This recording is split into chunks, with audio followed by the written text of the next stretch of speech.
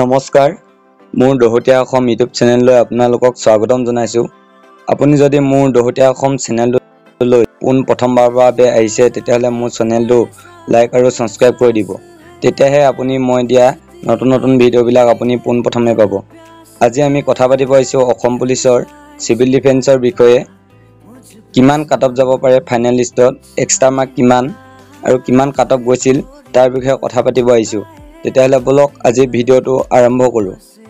প্ৰথমে মই আপোনালোকক জনাই ল'ব বিচাৰিছো যে আমাৰ সিভিল ডিফেন্সৰ DGCD আৰু CGHG কনষ্টেবল গ্ৰেড 3 মুঠ পোষ্ট কিমান আছিল। আপোনালোকে এই স্ক্ৰীনত দেখিব পাৰিছে যে আপোনালোকৰ স্ক্ৰীনত দেখাই দিছো। আমাৰ সিভিল ডিফেন্সৰ 269 পোষ্ট আছিল আমাৰ সিভিল ডিফেন্স গ্ৰেড 3। এতিয়া আপোনালোকে গম পায় যে 269 পোষ্টৰ ভিতৰত আমাৰ 1/2 কে মাতিছিলে, এজনৰ এগেইনষ্টত দুজন মাতিছিলে। ইয়াৰ এগেইনষ্টত কিমান জন আহিছে আপোনালোকে উলিয়াই ল'ব। এতিয়া বলক তেতিয়াহলে আমি ভিডিঅ'টো আৰম্ভ কৰো। আমাৰ অসম পুলিচ সিভিল ডিফেন্সত এক্সট্ৰা মাৰ্ক দিয়া হ'ব, আপোনালোকে সকলোৱে গম পাই চাগে। তথাপি মই আপোনালোকক জনাই দিব বিচাৰিছো এক্সট্ৰা মাৰ্ক কিহত আছে। মই প্ৰথমে জনাব বিচাৰিছো এক্সট্ৰা মাৰ্কৰ NCC C থকা বিলাকে 5 নম্বৰ পাব। তাৰপিছত NCC B থকা বিলাকে 3 নম্বৰ পাব। NCC A থকা বিলাকে 1 নম্বৰ নাপায়। সিহঁতৰ NCC A থকা বিলাকে অকল এপ্লাই কৰিবৰ কাৰণে চান্সটো দিছিলে। NCC A সাৰ্টিফিকেট থকা বিলাকৰ বাবে নাম্বাৰ নাই ইয়াত। আসাম পুলিচৰ সিভিল ডিফেন্সত ল'ৰা আৰু ছোৱালী দুইটাৰে পোষ্ট আছিলে। 3% ছোৱালী আছে চাগে, মই ভালকৈ গম পোৱা নাই, পঢ়ি নাইছো নটিছখন। আপোনালোকক স্ক্ৰীনত দেখাই দিম অলপ পিছত, আপোনালোকে স্ক্ৰীনত চাই ল'ব। সিভিল ডিফেন্সৰ এক্সট্ৰা মাৰ্কৰ বিষয়ে আপোনালোকক জনাই দিলো। এতিয়া আমি আহিছো কিমান কাট অফ গৈছিল আমাৰ ফিজিকেল, ৰিটেন আৰু ভাইভাত কিমান নাম্বাৰ গৈছিল, ভাইভাৰ কাৰণে মাতিছিল, তাত কিমান কাট অফ গৈছিল তাৰ বিষয়ে অলপ জানো বলক। মই আপোনালোকক স্ক্ৰীনত দেখাই দিছো আমাৰ ভাইভাৰ কাৰণে অসম পুলিচৰ সিভিল ডিফেন্সৰ কাট অফ লিষ্টখন কিমান কাট অফ গৈছিলে আমাৰ সিভিল ডিফেন্স গ্ৰেড 3। এইখন হৈছে আমাৰ PST প্লাছ ৰিটেন, ভাইভাৰ প্লাছ হোৱা নাই এতিয়ালৈকে বৰ্তমান, ভাইভাৰ আৰু এক্সট্ৰা নম্বৰ প্লাছ হোৱা নাই। এইখন আমাৰ মই আপোনালোকক জনাব বিচাৰিছো অলপ জুম কৰি কিমান কাট অফ গৈছিলে।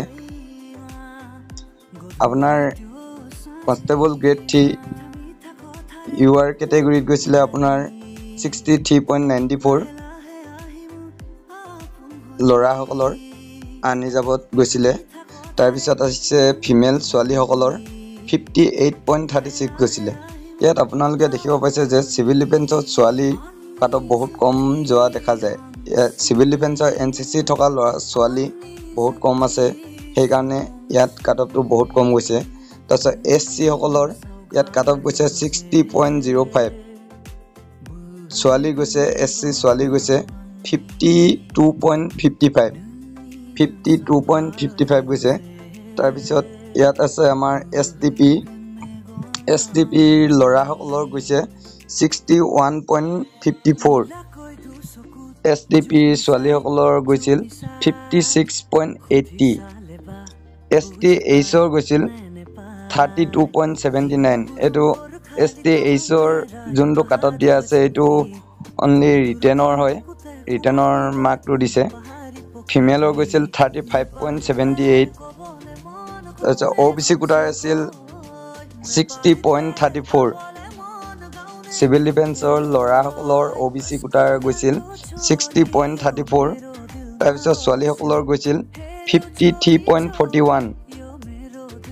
OBC T টাইপ আদিবাসী T টাইপৰ OBC কোটাত T টাইপ কোটাত গৈছিল 60.34 ল'ৰাসকলৰ, ছোৱালীসকলৰ গৈছিল 50.92 গৈছিল ছোৱালীসকলৰ। ইয়াত আপোনালোকে দেখিব পাইছে যে আমাৰ অসম পুলিচ সিভিল ডিফেন্সৰ গ্ৰেড 3 গ্ৰেড 4 কিমান কাট অফ গৈছিল ভাইভাৰ কাৰণে যোনখন লিষ্ট মাৰিছিল সেইখন লিষ্ট মই আপোনালোকৰ স্ক্ৰীনত দেখাই দিছো, আপোনালোকে নিজে চাই ল'ব পাৰে। এতিয়া ইয়াৰ কথাটো হ'ল যে আমাৰ সিভিল ডিফেন্সৰ মেইন কাট অফ কিমান যাব, এতিয়া আমি তাৰ বিষয়ে অলপ কথা পাতো। প্ৰথমে আহিছো মই UR কেটেগৰীৰ মেলসকলৰ কাট অফ গৈছিল 63.94, ফিমেলৰ গৈছিল 58.36।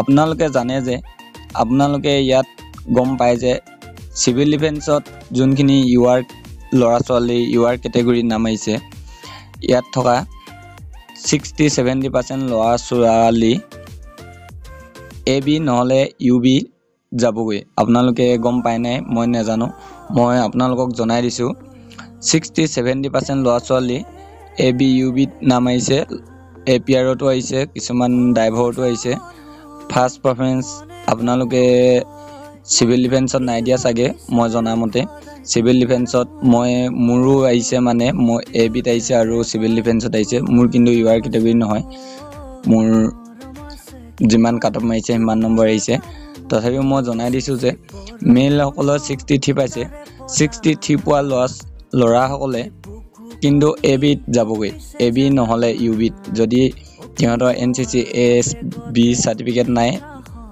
হাই সেকেন্ডাৰীত ধৰ 60% আছে 3 নম্বৰ পাব UB কেটেগৰীত UBত যাবগৈ যদি ABত ভাইবাত ভাল হৈছে তেতিয়াহ'লে 63 হৈছে 63 লগত আৰু 3 নম্বৰ 4 নম্বৰ প্লাস কৰিলে 66 67 68 তেনেকুৱা নম্বৰ হ'বগে বহুত ভাল নম্বৰ হ'ব আপোনালোকে গম পায় যে যদি ভাল নম্বৰ পায় তেওঁলোকে ফাৰ্ষ্ট পাৰফৰমেন্স সিভিল ডিফেন্স নাই দিয়া সেই কাৰণে সিভিল ডিফেন্সত নাযায় সিহঁতে ABত ফাৰ্ষ্ট পাৰফৰমেন্স দিছে নহলে UBত ফাৰ্ষ্ট পাৰফৰমেন্স দিছে আপোনালোকক জনাই দিছোঁ এইটো কথা তথাপিও মই ইয়াত কাটঅফটো ক'ব খুজিছোঁ যে ইউআৰ কেটেগৰী মেল সকলৰ কাটঅফ যাব পাৰে আপোনালোকে সিৰিয়াসলি নলব মই এটা অনুমানিক ধাৰণা কৈছো আপোনাৰ 63.94 ইয়াতকে ওপৰত পোৱাবিলাক AB UBত যাবগৈ পাৰে কিন্তু যোনবিলাক 63 পাইছে 64 পাইছে সেইবিলাক ল'ৰা ছোৱালী কিমান নম্বৰ হ'বগৈ যদি 63.94 পোৱাজনে 64 পাইছে ধৰি লৈছো 64 পাইছে যদি তেওঁৰ NCC B সাৰ্টিফিকেট আছে C সাৰ্টিফিকেট ধৰা নাই B সাৰ্টিফিকেট ধৰিছো 50% ল'ৰা ছোৱালী B সাৰ্টিফিকেট আৰু C সাৰ্টিফিকেট আছে মই জনামতে আমাৰ ইয়াতে মই জনামতে যেজনে সিভিল ডিফেন্সত নাম আহিছে গোটেইজনৰ আমাৰ ইয়াত 4 জনৰ C সাৰ্টিফিকেট আছে আৰু 3 জনৰ B সাৰ্টিফিকেট আছে আৰু 5-6 জন মানৰ A সাৰ্টিফিকেট আছে BC সাৰ্টিফিকেট নাই মানে 50% ল'ৰা ছোৱালী B সাৰ্টিফিকেটৰ ওপৰত থাকিব বুলি মই ভাবিছো সেইকাৰণে মই B সাৰ্টিফিকেটৰ নাম্বাৰটো প্লাস কৰিছো ইয়াত মেল সকলৰ 63.94 হৈছে ইয়াত প্লাস হ'ব এক্সট্ৰা নাম্বাৰ আৰু ভাইবা নাম্বাৰ মই ল'ৰা সকলৰ ভাইবাৰ মাৰ্কস 3 নম্বৰ ধৰিছো আৰু এক্সট্ৰা মাৰ্ক 3 নম্বৰ ধৰিছো ইয়াত 6 নম্বৰ হৈ গল ইয়াত 64 আছিল 64 পোৱাজনে এফালে 6 নম্বৰ পাব 6 নম্বৰ যদি পাই যায় তেতিয়াহলে আপোনাৰ 64-70 আপোনাৰ ইউআৰ কেটেগৰী 70 কাটঅফ যোৱাৰ আশা আছে মই এটা অনুমানিক কৈছো আপোনালোকে গম পাইছে মই এনে অনুমানিক ধাৰণা কৰি আপোনালোকৰ মাজত এই ভিডিওটো লৈ আহিছো আপোনালোকে সিৰিয়াসলি নলব কাৰণ ময়ো আপোনালোকৰ নিচিনা এজন ষ্টুডেন্ট হয় মই তথাপিও অনুমান কৰি কিমান কাটঅফ যাব পাৰে তাৰ বিষয়ে ধাৰণা কৰি ইউআৰ কেটেগৰী ল'ৰাসকলৰ মোৰ অনুমানিক 69-70 তেনেকুৱা কাটঅফ যাব পাৰে ইউআৰ কেটেগৰী ইয়াতকে কাটঅফ কম যাব তথাপিও বেছি নাযায় কাৰণ ইয়াতকে বেছি নম্বৰ পালে তেওঁলোকে AB নহলে UB কেটেগৰীত যাবগৈ ইহঁতে ফাৰ্ষ্ট পাৰফৰমেন্স কেতিয়াও সিভিল ডিফেন্স নাই দিয়া আমাৰ ইয়াৰে কেবাজনো সিভিল ডিফেন্সত নাই দিয়া মই জনাই দিছো মোৰ লগৰে হয় এখন ফিল্ডত প্ৰেক্টিস কৰা আৰু ময়ো ABত নাম দিছো সিভিল ডিফেন্সত নাই দিয়া মেল ল'ৰা সকলৰ ধৰিছো তাৰপিছত ছোৱালীসকলৰ যোনটো সিভিল ডিফেন্সৰ 58.36 এটো ভাইবা 3 নম্বৰ পাবই এটো 100% 2-3-4 2 নম্বৰ নহলে 3 নম্বৰ নহলে 4 নম্বৰ 50% ল'ৰা ছোৱালীয়ে 3 নম্বৰ পাবই 50% ল'ৰা ছোৱালীয়ে ইয়াত থকা চাকৰি পাব সেইকাৰণে মই ফিমেল সকলক জনাই থলো কিন্তু ফিমেল সকলৰ NCC B আৰু C সাৰ্টিফিকেট থকা দেখা নাযায় কাৰণ ছোৱালী সকলে কলেজত গৈ NCC নলয় বহুত ল'ৰা ছোৱালী দেখিছো কিন্তু স্কুলত A সাৰ্টিফিকেটখন পায় 8ত পঢ়ি থাকোতে A সাৰ্টিফিকেটখন পায় সেইকাৰণে A সাৰ্টিফিকেটখনৰ কাৰণে স্কুলত পঢ়ি থাকোতে লৈ A সাৰ্টিফিকেটখন আছে ছোৱালী সকলৰ মই ভাইবাৰ মাৰ্কস 3 নম্বৰ ধৰিছো কিন্তু এক্সট্ৰা মাৰ্ক 3 নম্বৰ ধৰা নাই এক্সট্ৰা মাৰ্কটো ধৰা নাই তথাপিও মই ইয়াত কৈ দিছো 63-62 তেনেকুৱা কাটঅফ যাব পাৰে ছোৱালী সকলৰ